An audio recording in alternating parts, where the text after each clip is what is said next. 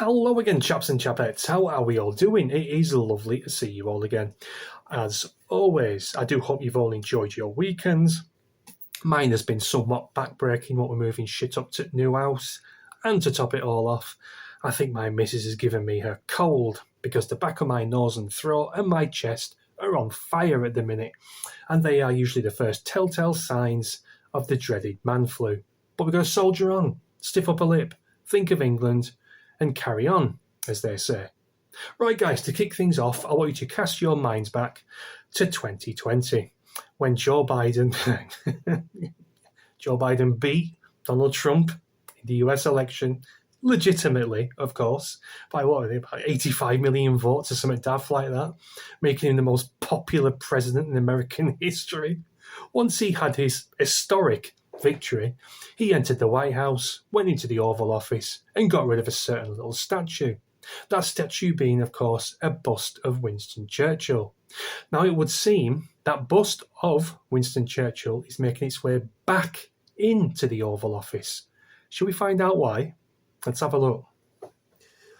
Donald Trump has vowed to return a bust of Sir Winston Churchill to the Oval Office as a mark of respect to Britain's great wartime leader.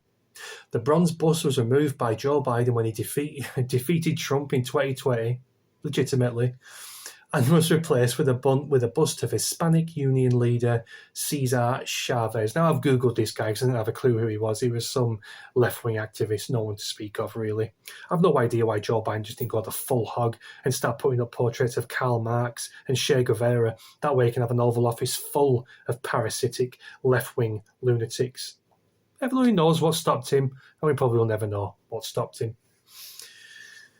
A self-professed Anglophile whose mother was Scottish, Trump has described Churchill as his idol.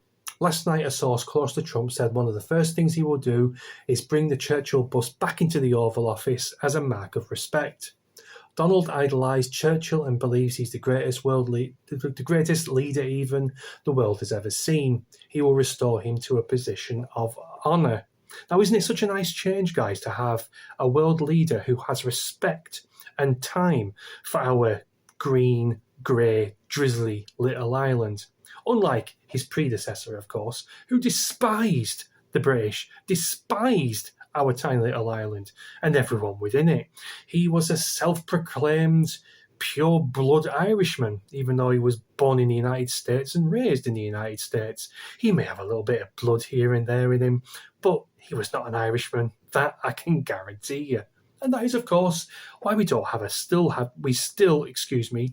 trade deal with the United States since after Brexit, something Trump did indeed promise back in 2016. But of course, COVID came along, and that sort of took a bit of a back seat.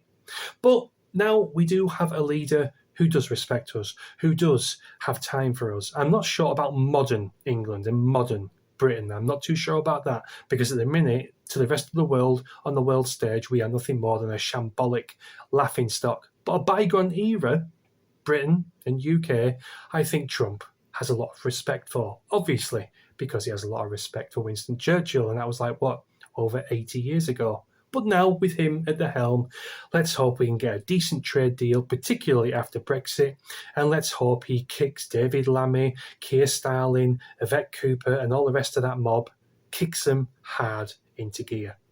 I can't wait to see it. Anyway, guys, short and sweet tonight. I hope you enjoyed the video. Do let me know what you think in comments, and I'll see you in a bit, if I'm still alive after this damn cold. Cheers, guys. Cheerio.